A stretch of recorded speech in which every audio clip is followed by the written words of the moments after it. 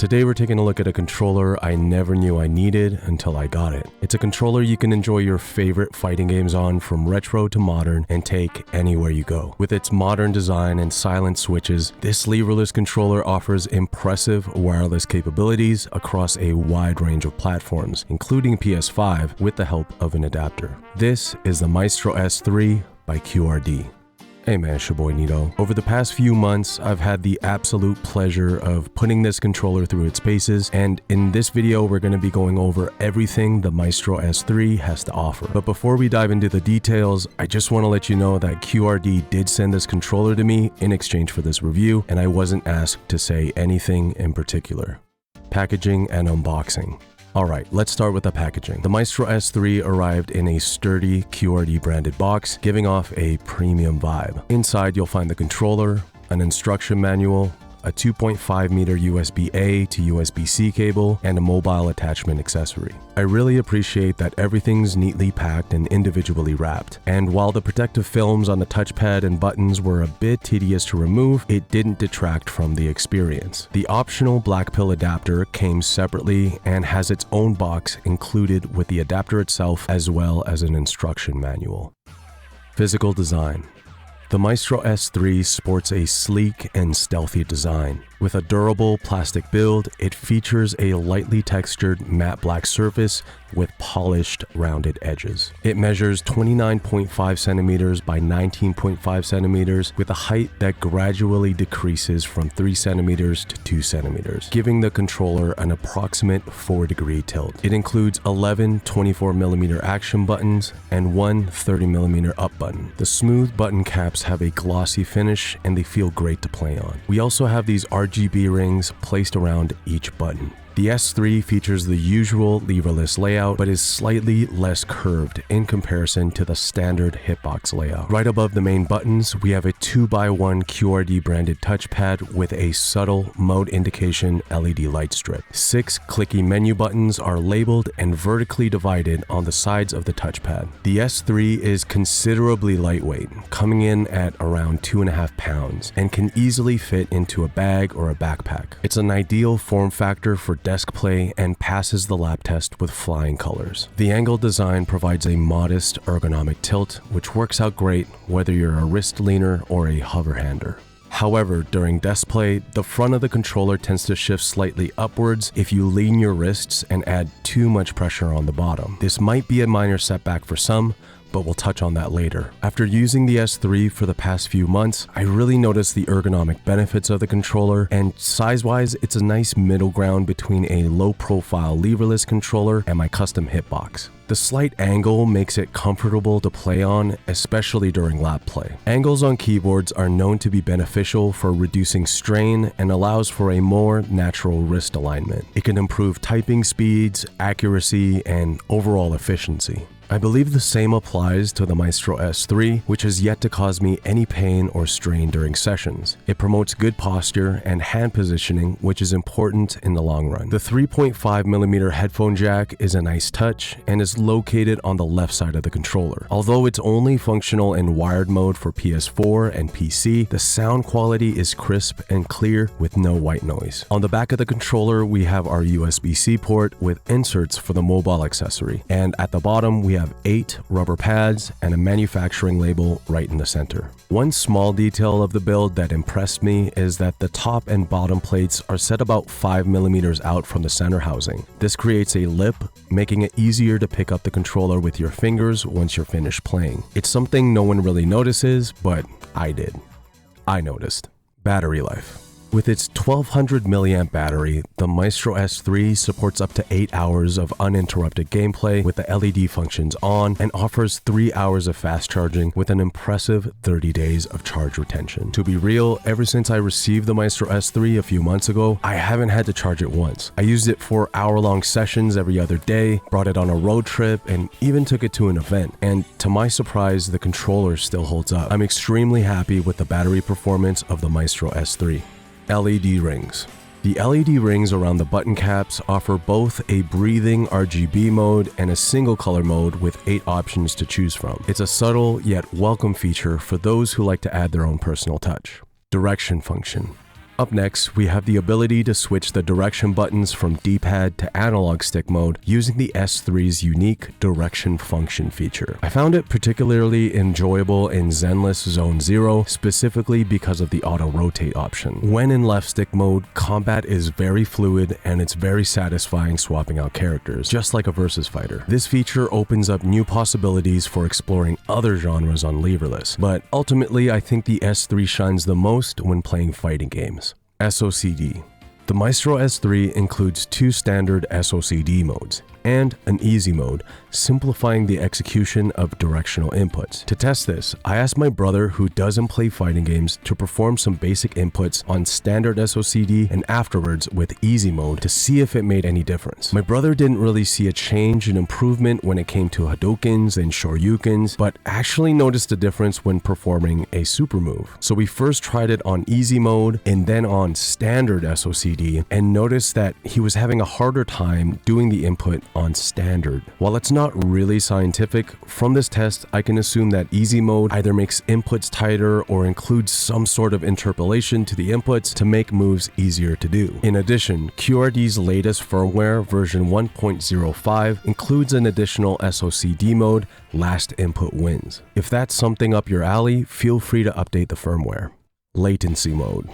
The S3 is the first controller I've tested that allows you to fine-tune the latency for different games and platforms. There's an automatic calibration function and 4 programmable latency options ranging from low latency to highest latency. Low latency is best suited for retro or emulated games, and highest latency is suggested for modern titles. Here's a quick visual to help illustrate the different latency modes. At first glance, I couldn't really tell the difference, but after seeing it in slow motion, I kinda get it. To play it safe, you can always just set it to automatic, and the S3 will determine the appropriate latency mode.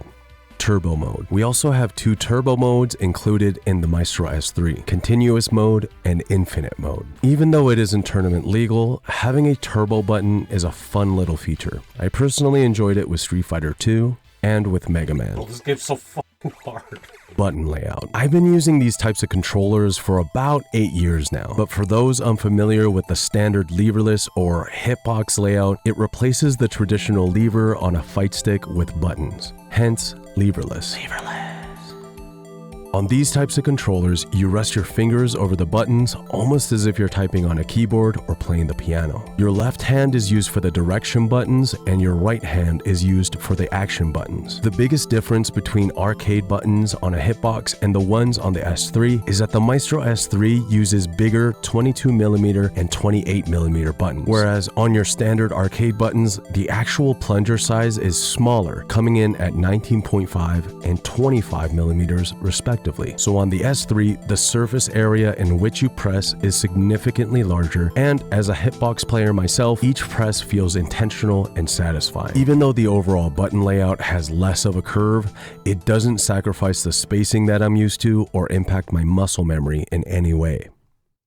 Silent switches. The Maestro S3 includes their in-house linear and silent mechanical switches, which have an actuation force of 45 grams and 4mm of total travel. I'm happy to report that I'm a big fan of these silent switches. They're quiet, buttery, and feel very responsive. Because they're silent, you'll have no worries on being too loud or distracting if you're in a public environment. It's a breath of fresh air considering I'm used to the sound and snappy sensation of Soundwa buttons. The included switches are Cherry MX sized and hot swappable, which means you could potentially swap them out to whatever you prefer.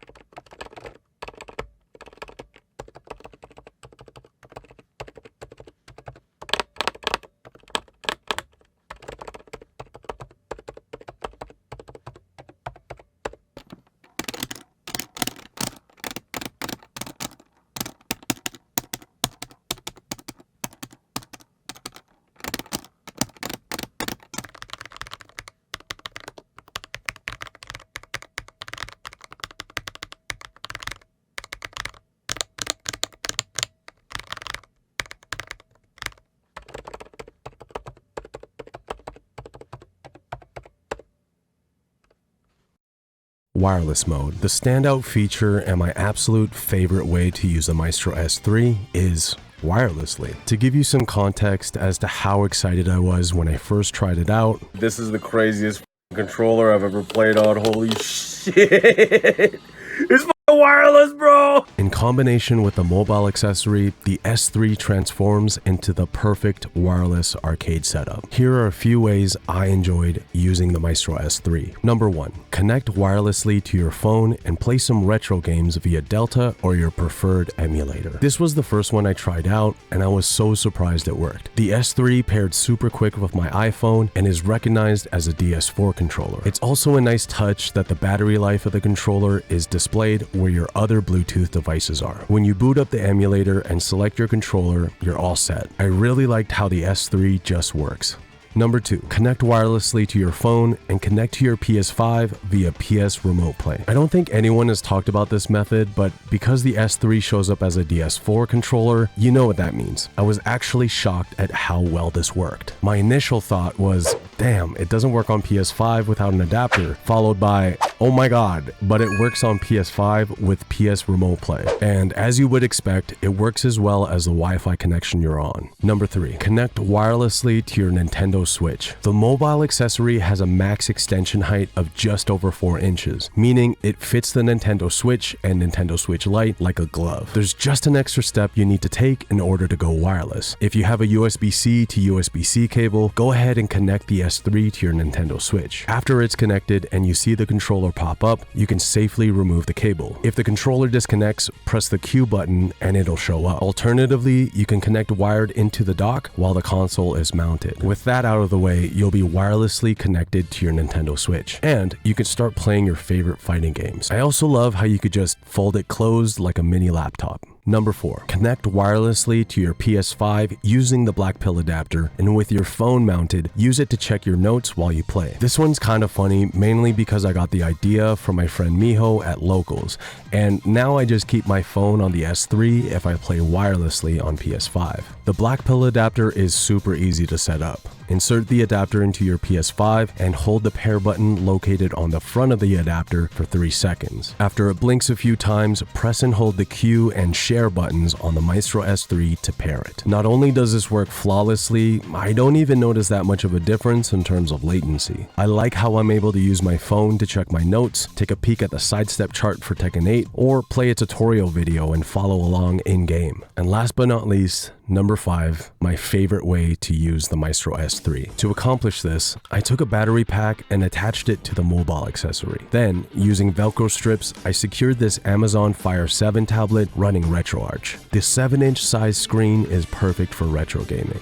Battery pack, Velcro tech. With this setup, the Maestro S3 is now a wireless, leverless, portable, retro arcade station, which I'm absolutely in love with. I love the look of it and how refreshed I feel when playing on it. I've been revisiting a ton of PlayStation 1 fighting games, and they all play like a dream. I grew up with games like Tekken 3, Street Fighter EX Plus, Dragon Ball GT Final Bout, and Rival Schools. Being able to play these games on a leverless layout is just crazy to me. And this totally isn't me trying to sell you on this Amazon tablet, but I'll leave a link down in the description if you want to pick one up and support the channel. The only drawback with this method is that you can't fold it closed like you could with the Nintendo Switch. Also, I just want to quickly mention, so I tried connecting the S3 to my PSP Go and PS Vita, but it just didn't work. I know there's maybe one of you out there that maybe wanted to try this, so I just had to let you know. It would have been so cool if it did though. With that said, I'd really like to see QRD lean into the wireless portable retro gaming market. I think they could do some serious damage. Speaking of damage though, let's talk about price. At the time of this recording, the Maestro S3 is priced at a cool $170 on its own, or $199 bundled with the Blackpill Adapter. The Blackpill Adapter will set you back $40 if you decide to pick it up by itself. While it is unfortunate that the adapter wasn't included initially, the overall pricing remains competitive. Keeping in mind the Maestro S3's build quality, multi-compatibility, and pro features, it's definitely worth considering, especially because as of this moment, the S3 is the only one of its kind. Who's this for? Thoughts for improvement.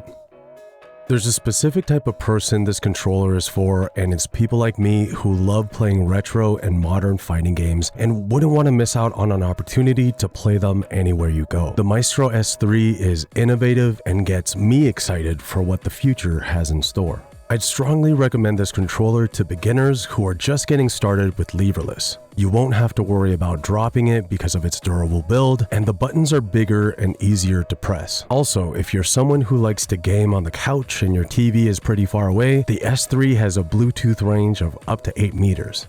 The S3 would also be a great player 2 or backup controller for tournaments. It's perfect if you're frequently on the road and want something portable. The silent buttons are perfect for playing in public areas, and you'll never have to worry about being disruptive. Unfortunately, the lack of customization when it comes to artwork and the LEDs might be a turnoff for some, so I wouldn't recommend this to people who really like to express themselves through their controllers. I kinda wish you were able to color code each button instead of just having one color throughout the LEDs. It's a missed opportunity for sure, but I think it can be easily fixed with a firmware update. In the future, I'd really love to see different colorways of the S3, like an all-red version or an all-white version. Maybe I'll take this apart one day and paint it myself. I would also love it if QRD made more options for the mobile attachment accessory. Higher quality plastic or metal, customizable viewing angles, maybe even a few more mounting points. Oh, and the ability to swivel vertically would also be cool. One tiny nitpick is in the direction function feature. So to switch between modes, you press and hold Option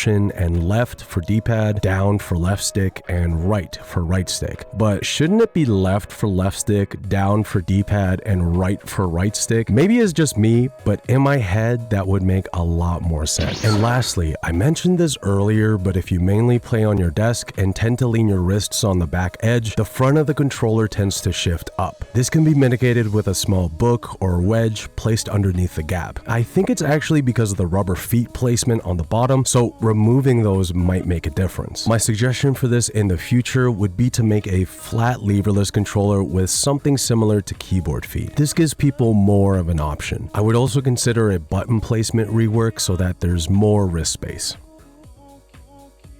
The Maestro S3 by QRD sets a new standard for what the future of fighting game controllers can be and strikes a solid balance between innovation and practicality. Its wireless capabilities set it apart in a market dominated by wired alternatives and is a game changer for those who value both portability and performance. It's clear that QRD has put significant thought into creating the S3. While there are some minor areas for improvement, and it's important to consider the trade-offs, if you're someone who's on the move and enjoys retro and modern fighting games, the Maestro S3 could very well become your go-to controller. Thanks for watching this video, hope you're doing well, and go play some fighting games.